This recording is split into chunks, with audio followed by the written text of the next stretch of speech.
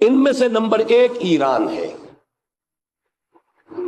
اگر ہم چلتے ہیں عرب سے مشرق کی طرف تو ایران ایک اعتبار سے یہ بازی لے گیا ہے پورے عالم اسلام پر۔ ان کے مذہبی عقائد، ان کی فقہ سے ہمیں جو اختلاف ہے وہ ہے اپنی جگہ پر ہے۔ آپ کو معلوم ہے میرے بارے میں کسی کو اشتباہ نہیں ہو سکتا اس اعتبار سے۔ میری جس درجے دشمنی رکھی گئی ہے، جس طرح میرے سر کا جو ہے مطالبہ ہوتا تھا، 2 ہی آدمی تھے پاکستان میں کہ جن کے سر مانگے گئے، ایک کراچی کے وہ شاہ بلیغ الدین صاحب اور ایک نے۔ تو اس حوالے سے وہ اپنی جگہ پر اختلاف ہے، لیکن اس حقیقت کا اعتراف کیے بغیر نہیں رہا جا سکتا پورے عالم اسلام میں یہ واحد مسلمان ملک ہے جس نے بہرحال اپنی شریعت، اپنے عقائد کے مطابق ایک مذہبی انقلاب برپا کیا ہے، اور پورے عالم اسلام میں مذہبی سطح پر حکومت کی سطح پر فنڈامنٹلسٹ صرف ایک ملک ہے، یا دوسرا جو ہے تھوڑا سا وہ ہے سوڈان، لیکن اس کی اہمیت اس لیے نہیں کہ وہ کسی عوامی انقلاب سے نہیں بنا، بلکہ وہ تو فوجی انقلاب سے شکل بنی ہے جو بھی بنی ہے۔ اللہ کرے اس میں استقامت ہو، اس سے یقینی کوئی نتیجہ برآمد ہو جائے۔ خبریں بھی اچھی آ رہی ہیں، لیکن میں تو دنیا کا جو پرسپیکٹو ہے اس کے حوالے سے عرض کر رہا ہوں کہ اس پہلو سے ایران ان کا ٹارگٹ ہے، ٹارگٹ نمبر 1 ایک خاص اعتبار سے۔ ٹارگٹ نمبر 1 ایک دوسرے اعتبار سے ہم ہے، وہ میں بعد میں عرض کروں گا۔ چونکہ حکومت کی سطح پر فنڈامنٹلزم ہے اور وہ آیا ہے ایک عوامی انقلاب کے نتیجے میں، پھر ان کے پاس تیل کی دولت ہے، اس کے خلاف اکنامک سینکشنز بھی ہو جائیں تو اگر لیبیا کھڑا ہو سکتا ہے تو بہرحال وہ بھی کھڑا ہو سکتا ہے، اور نقشہ وہ دنیا کو دکھا چکا ہے کہ لڑا دے ممولے کو شہباز، یہ نقشہ بھی اس نے دکھا دیا ہے۔ یہ ہے ایران کا معاملہ۔ نمبر 2 پاکستان۔ پاکستان 400 برس کی تجدیدی مساعی کا امین ہے، امانت دار ہے۔ پورے ہندوستان میں مجدد الفسانی رحمت اللہ علیہ، شاہ ولی اللہ دہلوی رحمت اللہ علیہ، سید احمد بریلوی رحمت اللہ علیہ، ان کا جہاد، پھر اس 20ویں صدی عیسوی میں یا 14ویں صدی ہجری میں علامہ اقبال جیسا مفکر، مولانا مودودی جیسا مصنف، مولانا الیاس جیسا مبلغ، شیخ الہند جیسا مجاہد حریت، پورے عالم اسلام میں ان کا پیرلل کوئی موجود نہیں۔ یہ 400 سال کی تاریخ ہے، اس کی امانت اور اس کے نتیجے میں یہاں کے مڈل کلاس میں فنڈامنٹلزم کا ایک نیوکلیس ہے،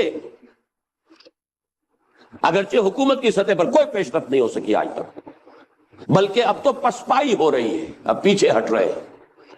وہ ہمارے ان سیاسی جو بھی زعماء ہیں، جو جماعتیں ہیں، ان کی غلطی اور الیکشن ہی کو واحد میدان بنا کر اس کے اندر اپنا سارا وقت و توانائی اور قوتیں ضائع کر دینا، یہ ہے در حقیقت جس کا کہ یہ صدا مل رہی ہے کہ اس اعتبار سے تو پسپائی کی طرف ہے معاملہ، کسی پیش رفت کی طرف نہیں ہے۔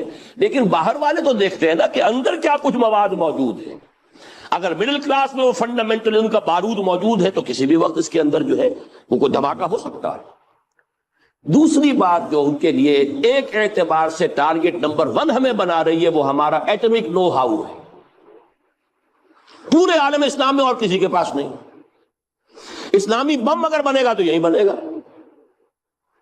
یہ ہے مختلف اسباب جس کے بنا پر ایران اور پاکستان کو آپ بریکٹ کر لیجئے، یہ اس نیو ورلڈ آرڈر یا آج کی میری گفتگو کے حوالے سے یہودی اور عیسائی گٹھ جوڑ کا جو ٹارگٹ نمبر 1 ہے، ایک اعتبار سے ایران ہے، ایک اعتبار سے پاکستان۔ ان میں سے نمبر 1 ایران ہے۔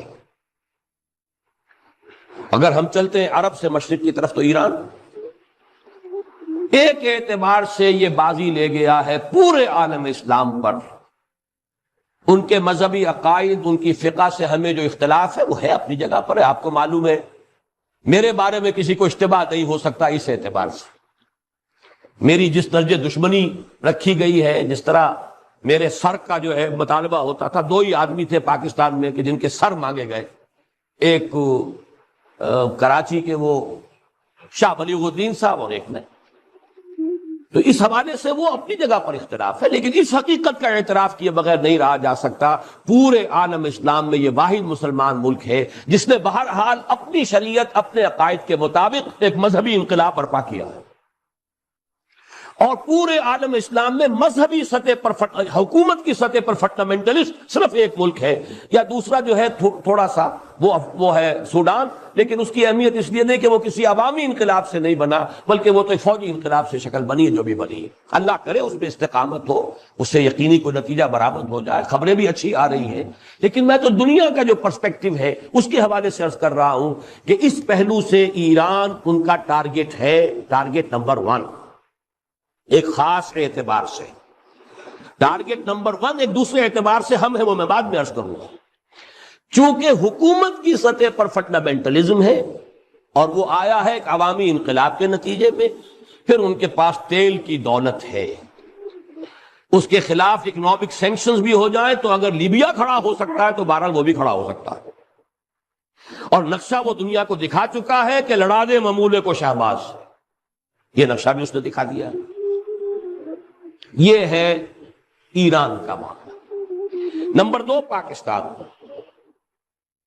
پاکستان 400 برس کی تجدیدی مساعی کا امین ہے، امانت دار ہے۔ پورے ہندوستان میں مجدد الفسانی رحمت اللہ علیہ، شاہ ولی اللہ دہلوی رحمت اللہ علیہ، سید احمد بریلوی رحمت اللہ علیہ، ان کا جہاد، پھر اس 20ویں صدی عیسوی میں یا 14ویں صدی ہجری میں علامہ اقبال جیسا مفکر، مولانا مودودی جیسا مصنف، مولانا الیاس جیسا مبلغ، شیخ الہند جیسا مجاہد حریت، پورے عالم اسلام میں ان کا پیرلل کوئی موجود نہیں۔ یہ 400 سال کی تاریخ ہے، اس کی امانت اور اس کے نتیجے میں یہاں کے مڈل کلاس میں فنڈامنٹلزم کا ایک نیوکلیس ہے، اگرچہ حکومت کی سطح پر کوئی پیش رفت نہیں ہو سکی آج تک، بلکہ اب تو پسپائی ہو رہی ہے، اب پیچھے ہٹ رہے ہیں۔ وہ ہمارے ان سیاسی جو بھی زعماء ہیں، جو جماعتیں ہیں، ان کی غلطی اور الیکشن ہی کو واحد میدان بنا کر اس کے اندر اپنا سارا وقت اور توانائیاں اور قوتیں ضائع کر دینا، یہ ہے در حقیقت جس کا کہ یہ صدا مل رہی